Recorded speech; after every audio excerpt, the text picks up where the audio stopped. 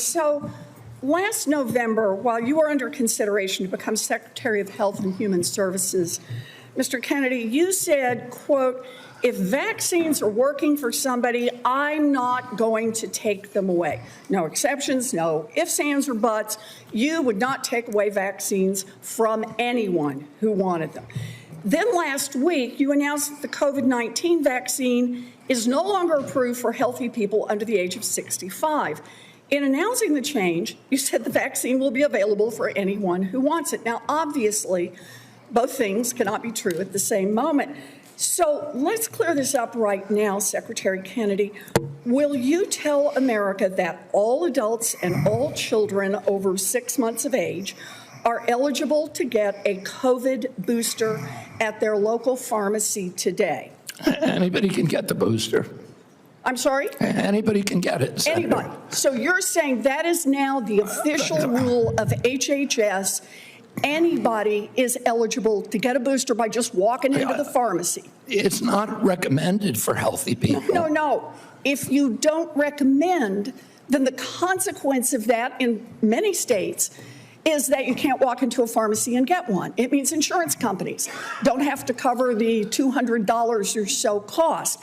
As Senator Dr. Cassidy said, you are effectively denying people vaccines. We're not going to recommend a product for which there's no clinical data for that indication. Is that what I should be doing? What you should be doing is honoring your promise that you made when you were looking to get confirmed in this job. You're going like this. And that is, you promised that you would not take away vaccines from anyone who wanted them.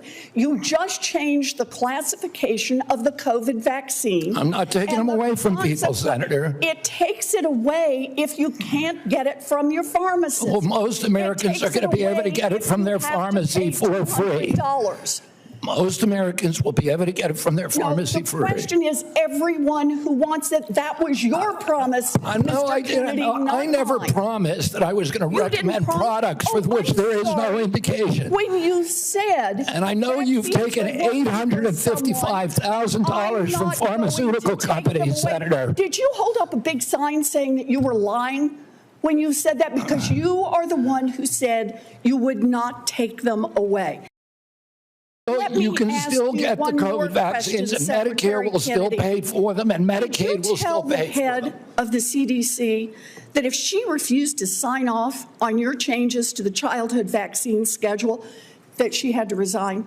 No, I told her that she had to resign because I asked her, are you a trustworthy person? And she said no. So if you had an employee who told you they weren't trustworthy, would you ask them to resign, Senator? So I'm sorry, but this is not what she has said publicly. She has said I'm not surprised about that. So you're saying she's lying? Yes. Every conversation I had with her, there were witnesses. Let me get this straight. This is the same person that less than a month earlier, you stood next to her and described her as unimpeachable. And you had full confidence in her, and that you had full confidence in her scientific credentials. And in a month, she became a liar? Yeah, you should ask her what changed. And by the way, a month ago, you were voting against her. Oh, because you thought she was either incompetent, ineligible, or unsuited to the task. I voted against her because I was afraid she was going to bend the knee to you and Donald Trump.